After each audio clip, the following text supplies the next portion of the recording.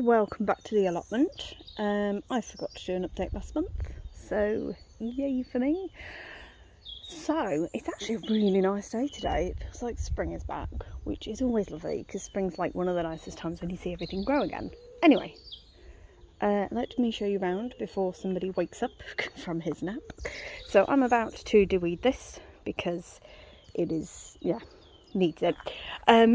David's managed to keep on top of a lot of the deweeding while I've been looking after the little man.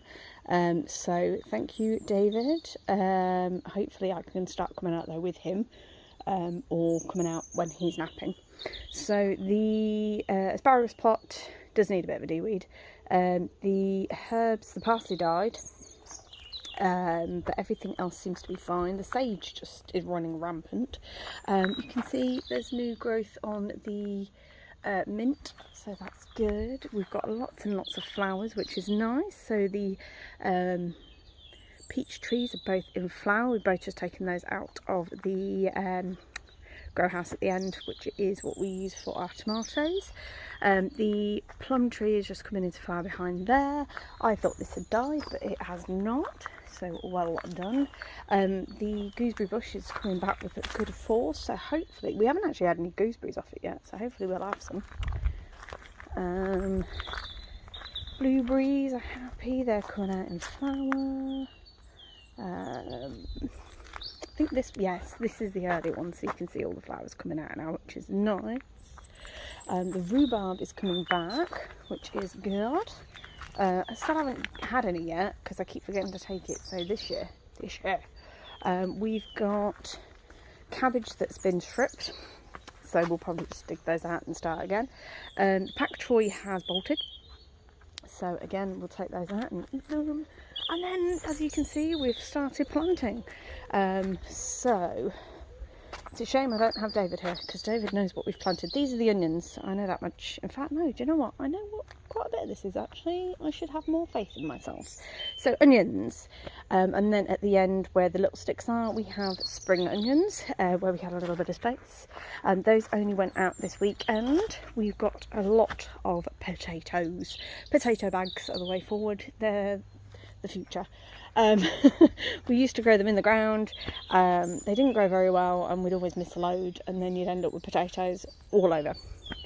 So we've now started doing them in the potato bags, much easier. We also bought another bag of potatoes from the garden centre this weekend because they were reduced, and I like a cooked potato.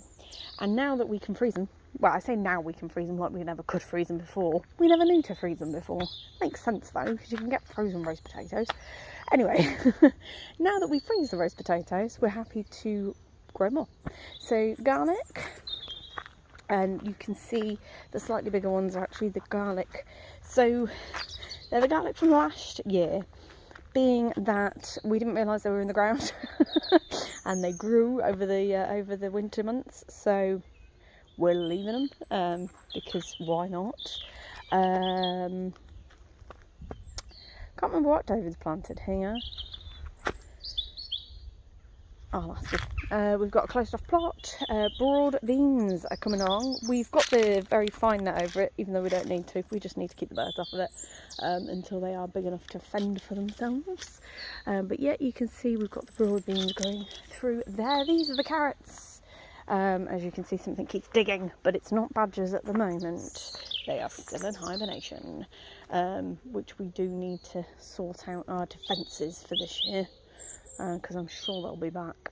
But yes, we've got carrots. Luckily it's been like really heavy weather with rain, so they should hopefully grow, that we wouldn't need to worry about like constantly watering them, because carrot seeds, before you get the seedlings, they need to be watered. That is the one thing we have learnt.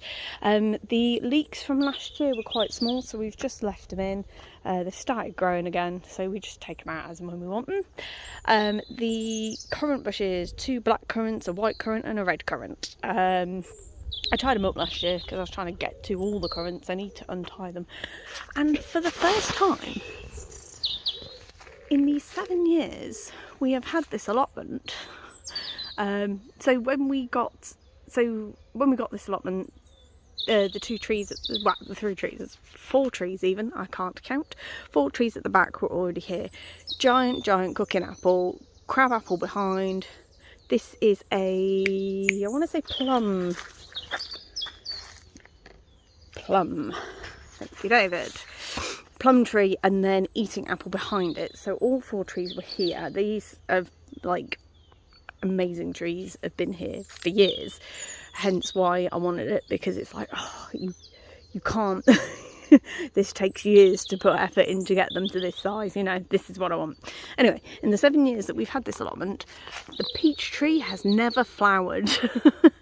So I'm guessing it's because it's the mildest winter known to man that they're not flowering, which is nice. And that's actually a really nice sky behind it, to be honest. It's a glorious day today. So yes, and then as you can see, we have moved the little peach tree down next to it to help pollinate. And I can squeeze past, but you can see we've got the eaten apple tree behind that has started to come out with leaves. So yes, everything is starting to grow. As you can see, we've actually got the raspberries coming out of the back. So yeah, all the raspberry plants are coming back to life, which is nice. Again, need to de-weed, so there's a lot of de-weeding to be done, but that is just allotments, I think. It doesn't matter where you go, there's always de-weeding. Anyway, I'm going to leave it there, and I will say thank you for watching, and we will see you in another update. Bye!